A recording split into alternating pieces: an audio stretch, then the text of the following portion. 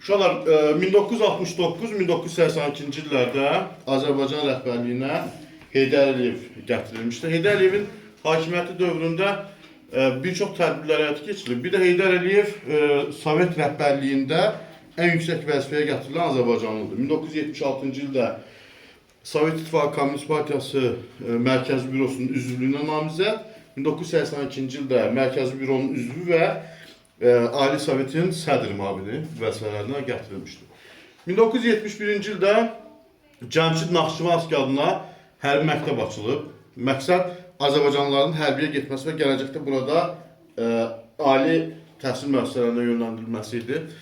Mədəni sahədə tədbirlər həyata keçirilib. Nizami Gəncəvinin irsi 1977-ci ildən etibarən yenidən öyrənməyə başlayıb. 1977-ci ildə ermənilərin Kəlbəcərə və Qarabağ olan ərazi iddialarına son qoyur. Kəlbəcər olan ərazi iddiaları nədən ibarətdir? Ermənilər deyirdilər ki, Kəlbəcər perspektivsiz rayon olduğuna görə, əhali az yaşadığına görə, iqtisadi cəhətdən inkişaf etmədiyinə görə yaylaq kimi Ermənistan Azərbaycan arasında bölünsün. Heydər Əliyev isə bunu qarşılamaq üçün Kəlbəcərdə iqtisadi tədbirlər həyata keçirir və ermənilər bu niyyəti boşa çıxır. Eyni zamanda 1977-ci ildə Qarabağ ermənilər iddia edərkən də bu iddianın qarşısı Heydər Əliyev tərəfindən alınır.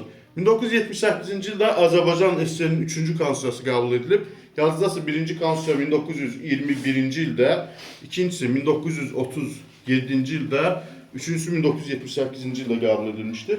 Buna başqa 1970-80-ci illərdə Üzeyir Hacıbəylinin, Bülbülün, Hüseyin Cavidin, Səməd Vurğunun və digərlərin deməli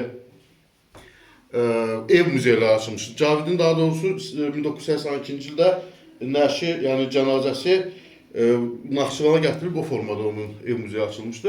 Sonra 1975-ci ildə məişət kondisionerləri zavodu açılır və nəticədə Azərbaycanda elektrotexnika sürətli şəkildə inkişaf edir. Sonra 1978-ci ildə Bakı şəhəri Lenin ordeni ilə təltif edilir.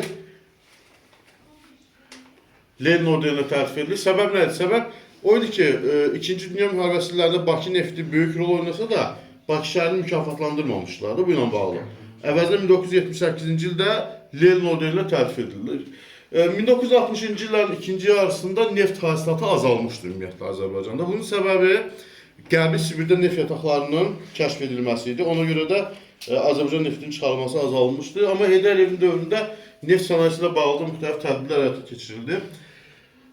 Kamran Bağırovun hakimiyyəti dövrü 1982-1988-ci illər əhatə edir.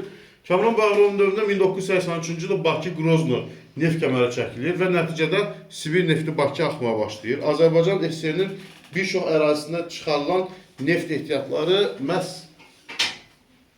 Azərbaycanda Bakı şəhərində emal olunur. Sonra 1986-cı ildə Dərin Dəniz Özürləri Zavodu tikilib. Dərin Dəniz Özürləri Zavodunda dənizdə neftin çıxarılması üçün lazım olan qurğular istehsal edilirdi. 1986-cı ildə uşaqlar Yevlax-Balakən dəmir yolu çəkilmişdir. 1987-ci ildə 1985-də hakimiyyətə Qarbaçov gəlib. Qarbaçov o dövrdə SSR-ni bürüyən iqtisadi böhranın qarşısını almaq üçün 1987-ci ildə yenidən qurma islahatları həyata keçirməyə başlayır. Məqsəd SSR-nin süqutunun qarşısını almaq, eyni zamanda cəmiyyətdə Komünist Partiyasına olan inamsızlığı aradan qaldırmaq. Aydınmı? Dövləti gücləndirmək istəyir. Nədən ibarətdir bu yenidən qurma? İdarəçilik sisteminin təkmilləşdirilməsi, idarəçilik sisteminin bölünməsi, bildiyimiz kimi totalitar dövlət olduğuna görə bir nəfər idarə edirdi onu.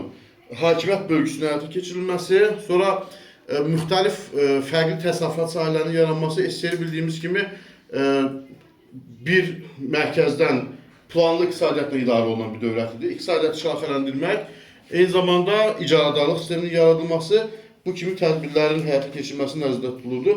Amma uşaqlar, onun dövründə görülən tədbirlər iqtisadi vəziyyəti daha da pisləşdirdi.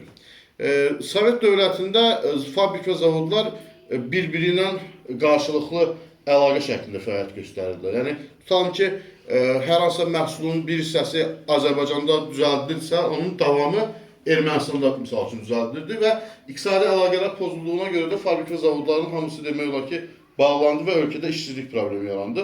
Sonra 1988-ci ildə, 89-cu ildə ilk dəfə olaraq Xalq Deputatları Sovetinə alternativ seçkilər keçirildi. Alternativ seçki nədir?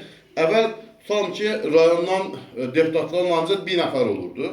Sən məcburi seçsən də o idi, seçməsən də. Alternativ namizədliklərdə isə bir neçə nəfər nümayəndə olur seçkilərdə, namizəd. İnsanlar kimi istəsə səs verirlər. Bir də münaqişənin, deməli, böhranın qarşılamaq üçün, SSR-nin dağılmasının qarşılamaq üçün 1988-ci ildən etibarən erməniləri qızışdırıb Qarabağ hadisələrini törətdilər. Bir də bu dövrdə 80-ci illərdə Azərbaycanın iqtisadi inkişafının zəifləməsinin səbəblərindən birisi həm yenidən qurmanın gətirdiyi problemlər idi, həm də ermənilərlə olub toqquşmalar idi. O zaman ermənilər hər vasitələ bizim iqtisadiyyatımıza ağır zərbələr vurmaq istəyirdilər.